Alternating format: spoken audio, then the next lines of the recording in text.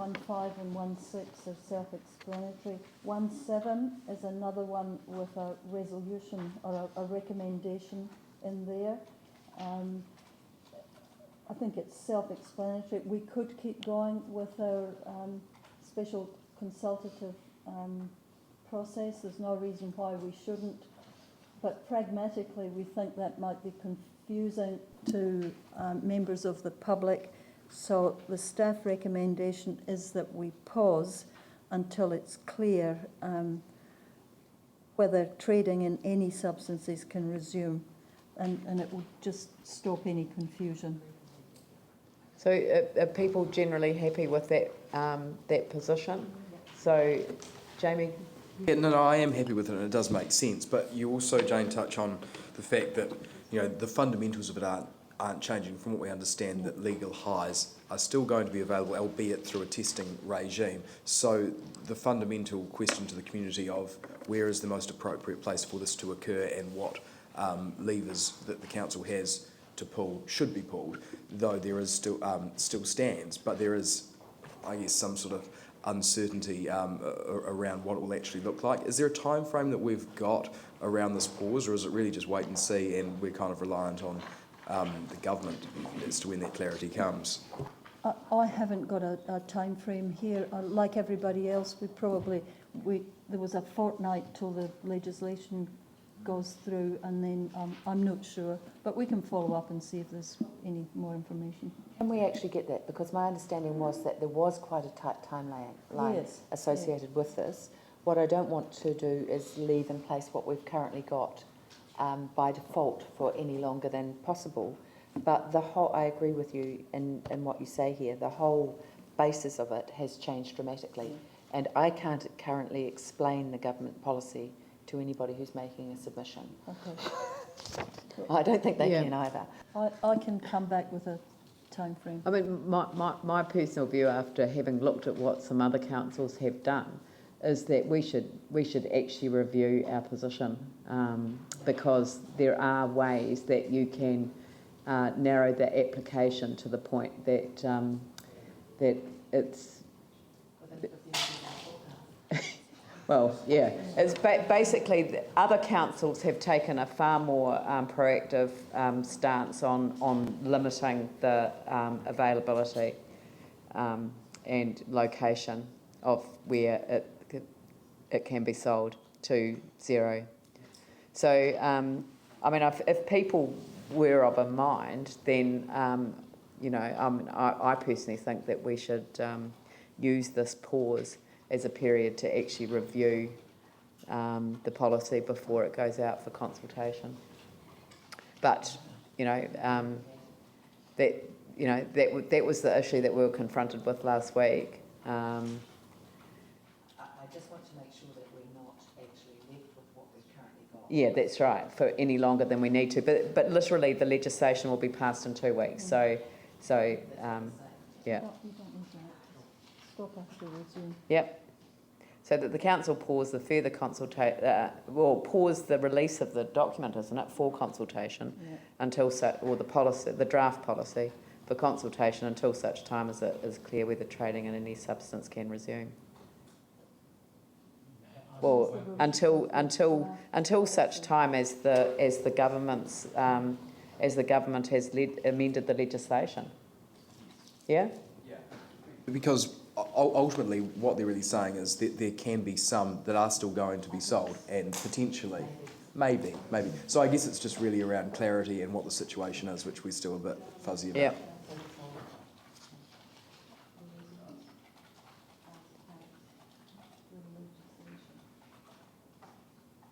Well, it's not government, it's Parliament actually. Until such time as the legislation has been amended.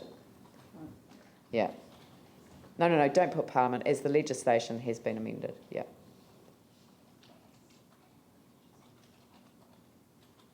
Till such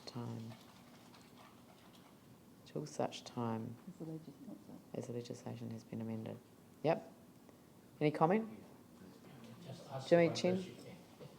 In the first paragraph of 1.7, the last sentence, who are those expert committee? it's under the Department of Health, or it's a separate independent committee? I don't know, but we can follow it up and see if we can find out. Okay, thank you. Does someone want to move that? Paul Lonsdale, Jamie Goff, Yanni?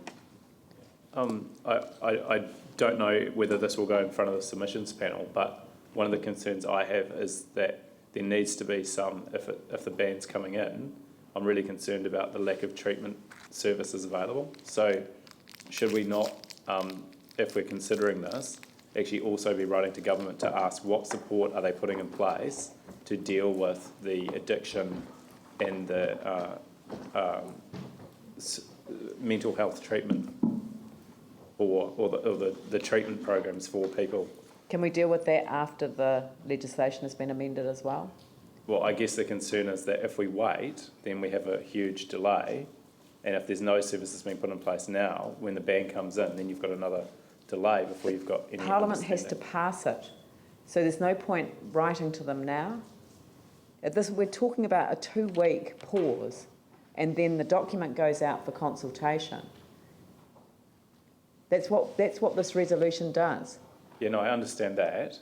What I'm concerned about is if we don't say to government now that there needs to be extra support put in place to deal with people that have addiction to this highly addictive substances, then we end up in a situation where we've got another mental health crisis on our hands. Because the ban comes in and we have no idea what support has been put around to deal with the consequence of the ban. Jamie? I just got to comment on that. Again, I don't disagree with Yanni, that's all very valid, but I just think that that's a bit of a red herring for what we're discussing right now.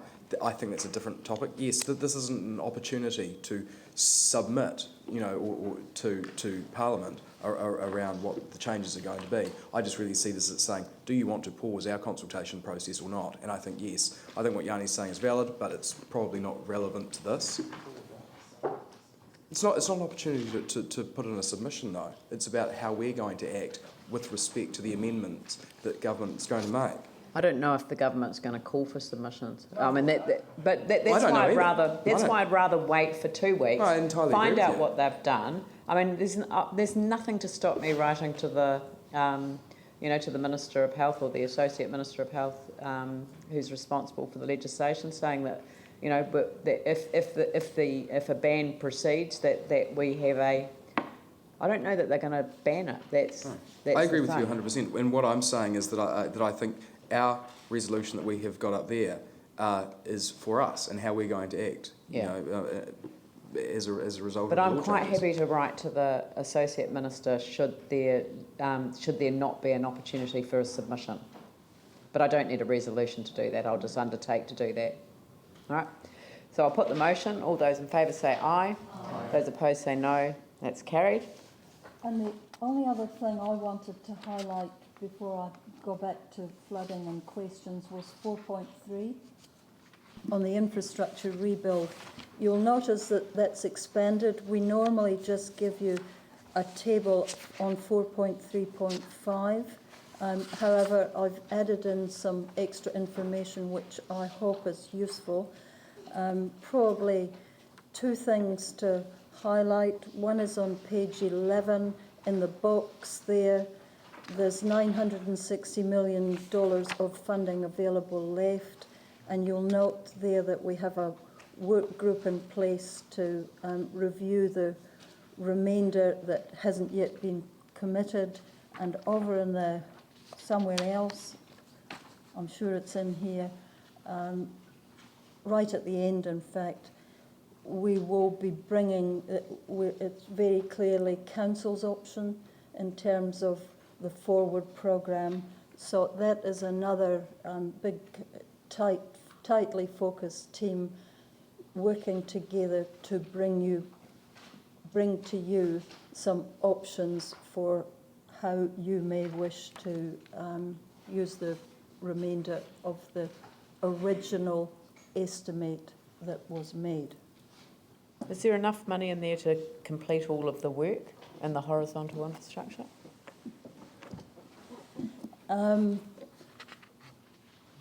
I think that we haven't updated the estimate since 2012. We're still working to that estimate. Council's view at that stage was that we were, in round figures, $400 million short to complete the programme. That we haven't got scientific updated estimates to either confirm or refute that. So that remains the position. And that's work that will be done this year That's to update. work that will Yep. be done this year, and we're in receipt of better and better condition assessments. Yeah. Glenn? Obviously, timelines and allocation of budget go together with this. I noticed with the bridges in the east, there's another delay of about 4 weeks from Skirt with the Avondale Bridge, so that has a knock-on sequential effect with the other bridges. So in terms of the actual funding year, do you know how that's going with Skirt, the money spent, what they're hoping to spend, and how much won't actually be spent? I don't know that that's to do with funding, but Skirt are coming to brief council is going to be briefed by council out at Skirt on the 5th of May, next Monday. Yeah, we'd hoped that they could have come today, but they weren't available to come in. But it actually will be a much better experience for council to go out to Skirt and have the full briefing out there. Yeah. Paul?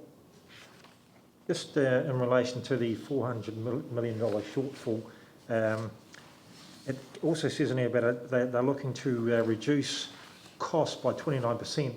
Is that on top of the $400 million shortfall?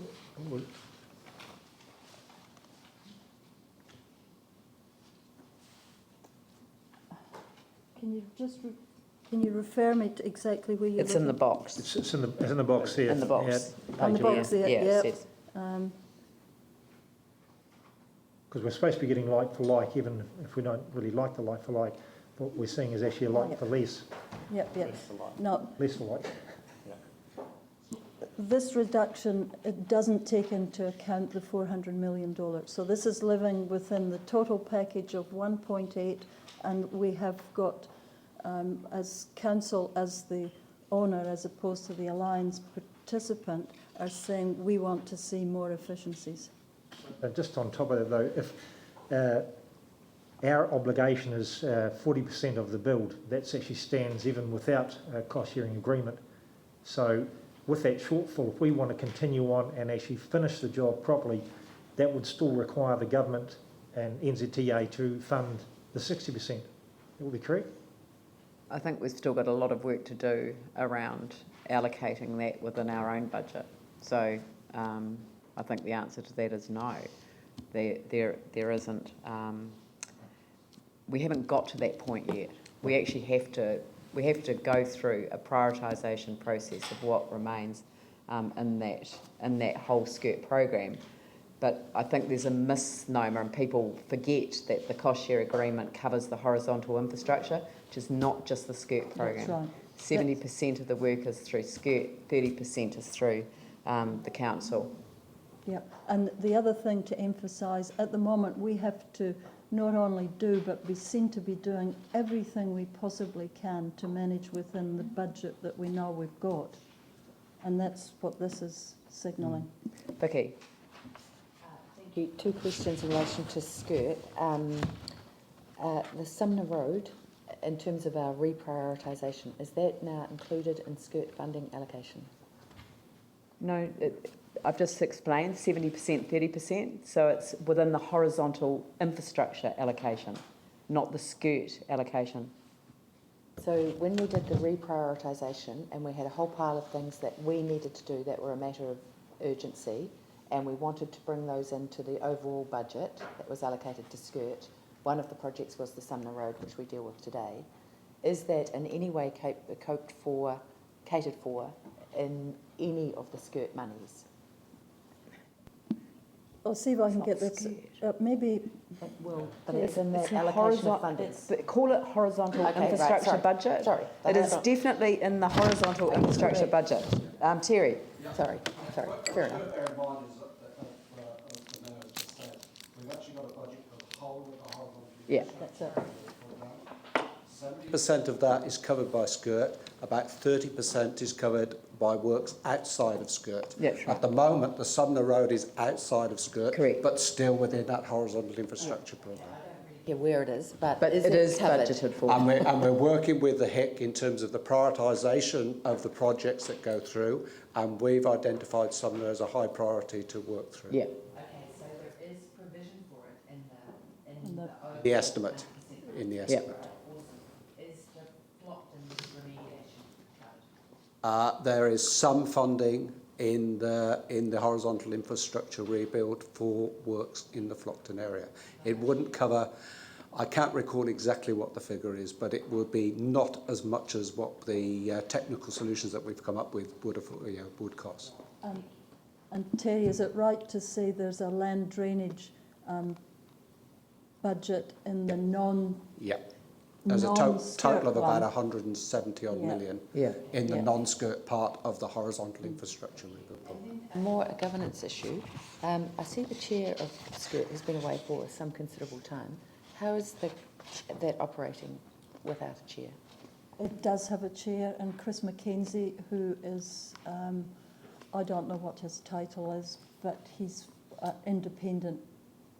He's chairing it. He's with. He hasn't. Mark Ford, I understand, has been ill, and we'll know whether he's going to come back on board in due course. We should just correct, Mark Ford is the chair of the HIC committee, not Yeah. Skirt. Yeah. Yeah, Yeah. yeah. I know what you mean. Yanni? So just in terms of skirt, obviously we've got the briefing on Monday, but the point that Paul was making is at what point do we tell our community that their roads won't be fixed or they're going to get a lesser quality, and are we doing any work as a council to ascertain what the impact will be in terms of our 10-year plan? So we're going to have to go on and do renewals ahead of schedule.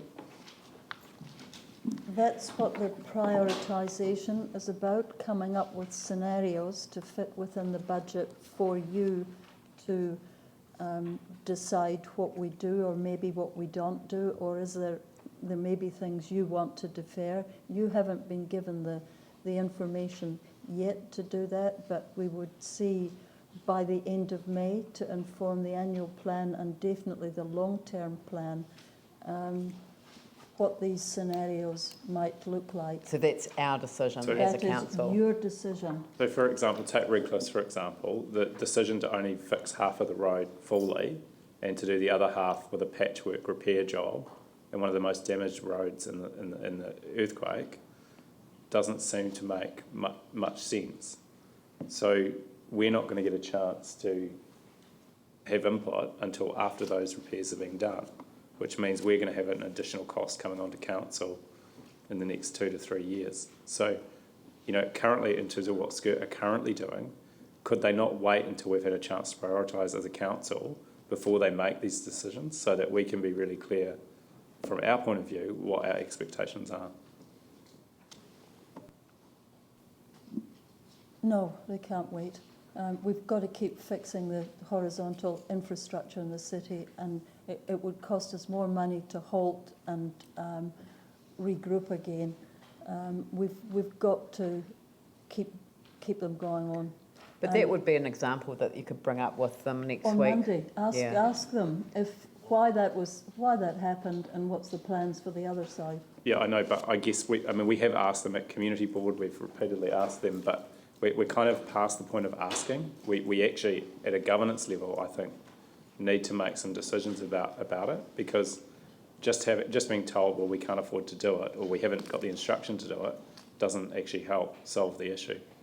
The second question I had around Skirt is, can you just help us understand what they're doing to align with our master plans and our central city plan?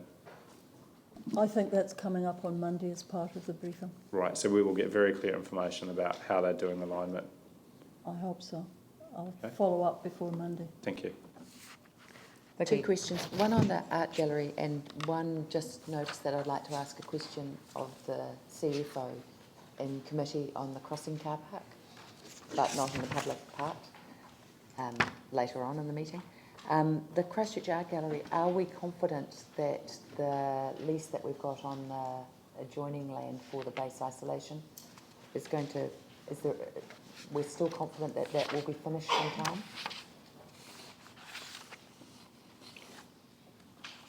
I'll follow up. What page?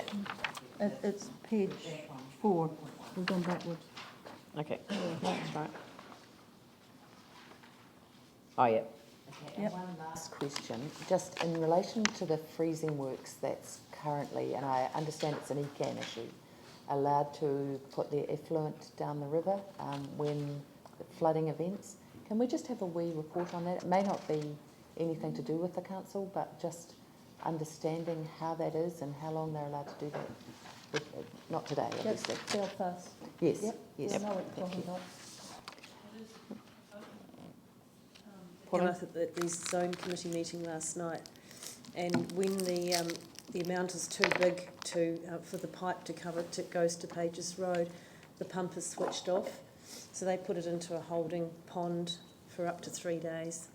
It is partially treated, but it is still contaminated, and then it goes into the river. There doesn't seem to be any solution to it. The only solution is that they cease operation for that time, which they're not inclined to do. But let's get a report on it. And there are plans to put a new pump in, I think. Jane, is that happening now at Pages Road, which should be able to cope with more? Yeah, there's work in progress. Pumping station 136 has been in final construction.